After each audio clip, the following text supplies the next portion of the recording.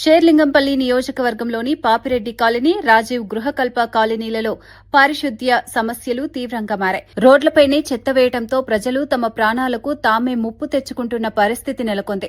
10 సంవత్సరాలుగా డ్రైనేజీ మరమ్మతులు చేయలేదని, ఎన్నికల సమయంలో మాత్రమే పనులు ప్రారంభించడం ప్రజలను మభ్యపెట్టడమేనని కాలనీవాసులు ఆరోపిస్తున్నారు.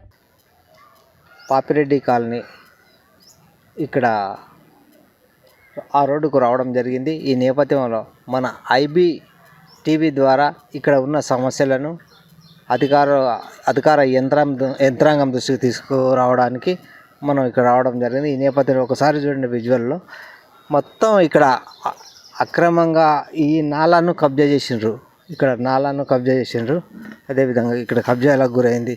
ఇక్కడ మళ్ళీ గోపి చెరువు అని ఉంటుంది. ఇక్కడ గోపి చెరువును కూడా కబ్జా చేయడానికి ఇక్కడ మొత్తం పెద్ద పెద్ద రాళ్ళేసి మూసేసిండ్రు. ఆ గోపి చెరువు బాటకు ఇక్కడ మురికి చెత్త కుపాలు ఇవన్నీ అనేక రోగాల పాలు. ఒకప్పుడు గోపి చెరువు నీరు త్రాగేదట, కానీ ఇప్పటికే పూర్తిగా కలుషితమైన వాతావరణంతో ఇక్కడ అనేక రోగాలు వస్తూ ఉన్నాయి. ఇక్కడ పాపిరెడ్డి కాలనీ, రాజీవ్ గృహకల్ప కాలనీ వాసులు అనేక రోగాల పాలవుతున్న ఒక వారం రోజుల క్రితం మన ఐబీటీవీ ఆధ్వర్యంలోనే ఇక్కడ జరుగుతున్న అనేక రోగాల గురించి డాక్టర్ల బృందం ఇక్కడ రావడం జరిగింది.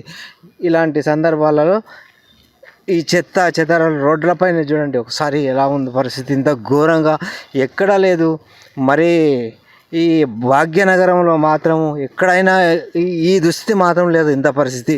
ఈ షేర్లింగంపల్లి అంటేనే రోగాలకు నిలయం, అవినీతికి.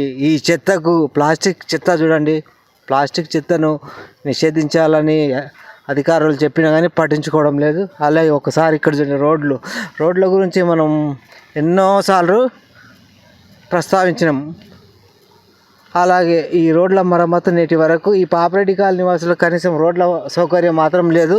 అస్తవ్యస్తంగా ఉన్న ఈ రోడ్ల పరిస్థితి రాత్రిపూట వస్తే భరితంగా ఎక్కడ మృత్యువాతకు గురవుతామో అని చెప్పేసి ఇక్కడ స్థానిక కాలనీవాసులు కూడా సమయంలో ఇంత జరుగుతున్న ఈ విషయాన్ని ప్రభుత్వం దృష్టికి తీసుకొచ్చినా కానీ నిధులు లేవు అని చెప్పడమే తప్ప, ఒకప్పుడు మళ్ళీ కోట్లాది రూపాయలు నియోజకవర్గ అభివృద్ధి కోసం మంజూరు అయినాయని ఒకసారి చెప్తా ఉన్నారు. మరోసారేమో ఇక్కడ నిధులు మంజూరు కాలేదు, పనులు అందుకే ఆలస్యమయ్యాయి అని చెప్తూ ఉంటారు.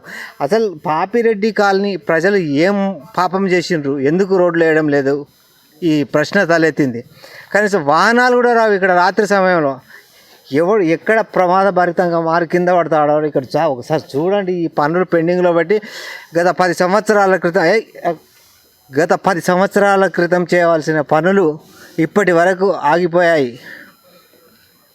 సో ఇప్పుడు నిమ్మకు నీరెత్తినట్టు ఐబీ ఛానల్ మొన్న గోపి చెరువు స్టోరీ బయట పెట్టడంతో ఇవన్నీ ఇప్పుడు ముందుకు వస్తున్నాయి. ఇలాంటి పరిస్థితి దాపురించింది. ఒకసారి మన లాస్ట్ ఒకసారి చూద్దామండి. ఇలాంటి కబ్జాలకు మాత్రము వీటిపైన కఠిన చర్యలు తీసుకోవాల్సిన అవసరం ఎంతైనా ఉంది,